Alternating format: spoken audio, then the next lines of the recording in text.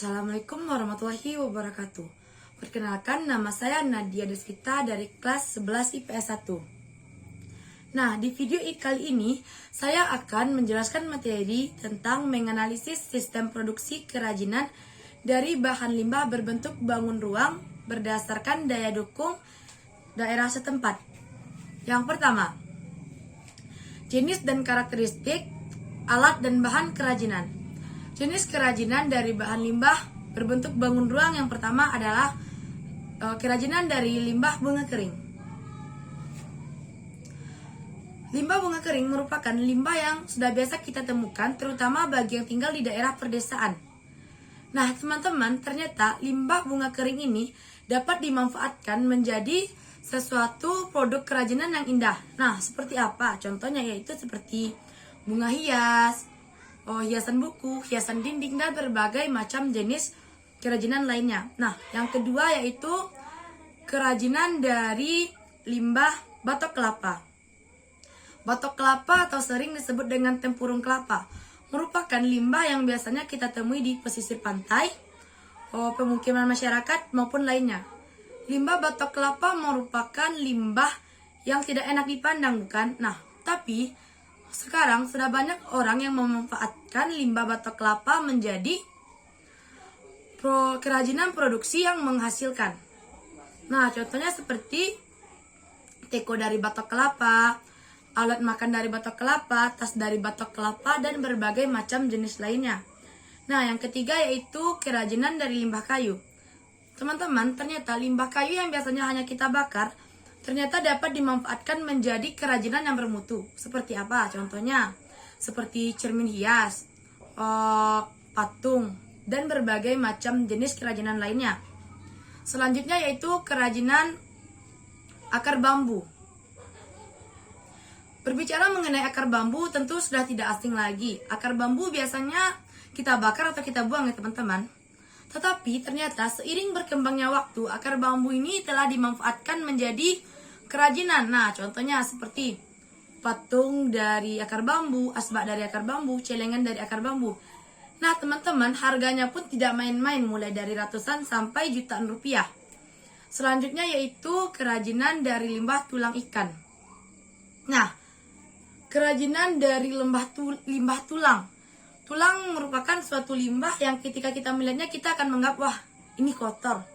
Nah, ternyata sekarang limbah tulang ikan merupakan penghasilan bagi orang-orang yang kreatif. Yaitu mereka menjadikan limbah tulang ikan tersebut menjadi sebuah produk kerajinan. Nah, produk kerajinan yang biasanya dibuat dari limbah tulang ikan seperti gelang dari tulang ikan hiu, liontin kalung, dan miniatur tulang ikan utuh. Nah, selanjutnya yaitu produk kerajinan dari limbah kulit kerang. Kulit kerang merupakan limbah yang dapat kita temui di pesisir pantai ataupun laut. Biasanya limbah tersebut akan berserakan di sana. Namun, karena kreativitas yang dimiliki oleh masyarakat, mereka berhasil mengubah limbah yang tidak enak dilihat oleh mata tersebut menjadi sebuah kerajinan yang bernilai ekonomis di pasaran. Nah, seperti apa? Contoh kerajinannya itu tirai dari cangkang umang-umang, mungkin teman-teman pernah lihat. Selanjutnya yaitu bunga dari karang. Selanjutnya yaitu replika hewan. Nah, selanjutnya kita masuk ke produk kerajinan dari limbah botol plastik. Botol plastik merupakan limbah umum ya yang kita temui. Limbah botol plastik ini dapat kita temui di mana saja. Mulai dari tepi jalan, di rumah kita mungkin juga ada. Nah, kita bisa memanfaatkan limbah tersebut menjadi produk kerajinan yang berguna, yang memiliki nilai estetika. Itu misalnya seperti membuat lampu hias dari botol. Nah, selanjutnya produk kerajinan dari styrofoam. Styrofoam merupakan limbah yang sulit diurai oleh tanah. Berdasarkan faktor alamnya, styrofoam akan memberikan dampak yang buruk bagi lingkungan apabila sudah menumpuk karena sulit diuraikan oleh tanah. Namun teman-teman, styrofoam sekarang telah dimanfaatkan menjadi produk kerajinan yang berguna, yang menghasilkan uang dan memiliki nilai ekonomis. Nah, seperti mainan anak-anak, pajangan dinding, bunga, dan berbagai kerajinan lainnya. Selanjutnya adalah kerajinan limbah ban bekas. Ban bekas yang biasanya kita temui di bengkel-bengkel yang biasanya hanya dibuang, dibakar, atau dibiarkan begitu saja, ternyata bisa dimanfaatkan menjadi produk kerajinan. Misalnya seperti pembuatan kursi dari ban bekas, meja dari ban bekas, dan juga ada yang membuat pot dari ban bekas, teman-teman. Nah, selanjutnya produk kerajinan dari limbah kaleng. Limbah kaleng merupakan limbah rumah tangga yang biasanya berasal dari makanan kaleng, misalnya seperti minuman penyegar, daging kaleng, dan berbagai macam lainnya. Memang masih belum banyak masyarakat yang memanfaatkan limbah botol kaleng menjadi kerajinan. Namun sudah ada beberapa dari mereka yang memanfaatkannya menjadi misalnya seperti kerajinan lampu hias dari botol kaleng. Nah, selanjutnya yaitu kerajinan dari botol kaca. Botol kaca ini merupakan limbah rumah tangga yang biasanya kita temui di daerah perkotaan. Jika dilihat, botol kaca tersebut memiliki warna-warni yang indah, teman-teman. Nah, biasanya botol kaca tersebut dimanfaatkan sebagai untuk pembuatan manik-manik. Nah, pernah nggak sih teman-teman beli tas yang ada manik-maniknya yang mengkilat-mengkilat? Nah, itu merupakan salah satu contoh produk kerajinan dari botol kaca.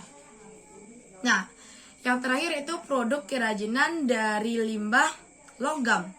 Limbah logam yang berbahaya, teman-teman, ternyata bisa dimanfaatkan menjadi produk kerajinan dengan harga jual yang tinggi di pasaran, mulai dari ratusan sampai jutaan rupiah. Nah, contohnya apa? Yaitu miniatur kapal pesiar, mobil, motor, dan berbagai bangunan lainnya. Nah, selanjutnya yaitu karakteristik kerajinan dari limbah berbentuk bangun ruang. Berdasarkan jenis karakteristiknya, limbah dibedakan menjadi 3 karakteristik. Yang pertama, karakteristik fisik meliputi kepadatan zat, suhu, dan kepadatan warna. Selanjutnya yaitu faktor kimia meliputi BDD, DO, pH, COD, dan logam. Selanjutnya yaitu karakteristik biologis, digunakan untuk mengukur kualitas air atau biasanya air konsumsi. Nah, selanjutnya manfaat kerajinan dari limbah berbentuk bangun ruang. Manfaat produk kerajinan sebagai benda pakai. Nah, produk kerajinan tersebut dibuat untuk benda pakai, mementingkan fungsi pakainya daripada nilai keestetikaan atau keindahan. Nah, misalnya tas dari batok kelapa tadi yang mementingkan guna tas tersebut daripada keindahannya. Yang selanjutnya adalah manfaat produk kerajinan sebagai benda hias. Adalah produk kerajinan yang dibuat untuk pajangan atau hiasan. Nah, di produk ini lebih menonjolkan keindahan dan estetikanya dibandingkan fungsi pakainya. Nah, contohnya seperti miniatur, patung, kaligrafi, hiasan dinding. Nah, selanjutnya potensi kerajinan dari bahan limbah berbentuk bangun ruang. Di sini dilihat dari aspek asalnya ya, teman-teman. Misalnya seperti daerah pesisir pantai atau laut. Nah, kita dapat limbah berbentuk bangun ruang yang dapat kita jumpai di sana, misalnya seperti kulit karang laut, tulang ikan, batok kelapa, dan limbah sabut kelapa. Selanjutnya itu daerah pegunungan. Limbah berbentuk bangun ruang yang dapat kita temui di sana yaitu misalnya seperti buah-buahan kering, biji-bijian kering, kulit durian, dan lain sebagainya. Nah, selanjutnya yaitu daerah pertanian. Limbah berbentuk bangun ruang yang dapat kita temui di daerah ini misalnya seperti bunga kering, biji-bijian kering, kulit kayu kering, dan lain sebagainya. Dan terakhir adalah daerah perkotaan. Limbah berbentuk bangun ruang yang dapat kita temui di daerah perkotaan ini misalnya seperti kulit kacang, kulit telur, limbah plastik, limbah kemasan plastik, botol kaca, dan kemasan kaleng. Selanjutnya yaitu perencanaan produksi kerajinan. Perencanaan merupakan sebuah unsur penting dalam pembuatan produk kerajinan. Karena tanpa adanya pelaksanaan, produk kerajinan tidak akan berjalan dengan lancar. Pembuatan produk kerajinan biasanya lebih menitik beratkan ke unsur-unsur atau nilai-nilai keunikan dan keindahan. Sementara pada fungsinya itu yang bersifat fungsi pakai, yang bersifat fisik. Contohnya seperti perhiasan, furnitur, sandang dan lainnya. Yang selanjutnya yaitu menentukan bahan atau material. Produk kerajinan. Menentukan material atau bahan merupakan unsur yang sangat penting teman-teman dalam pembuatan produk kerajinan. Karena material dapat menambah nilai bentuk dan kualitas suatu produk yang akan kita buat. Selanjutnya menentukan teknik produksi. Dalam pelaksanaan pembuatan produk-produk kerajinan, dalam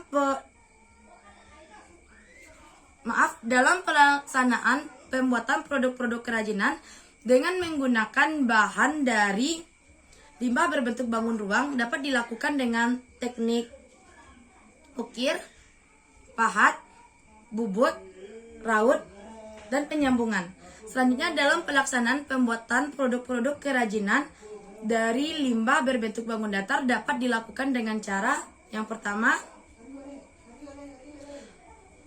teknik cetak, teknik ukir, teknik kolase, dan lain sebagainya.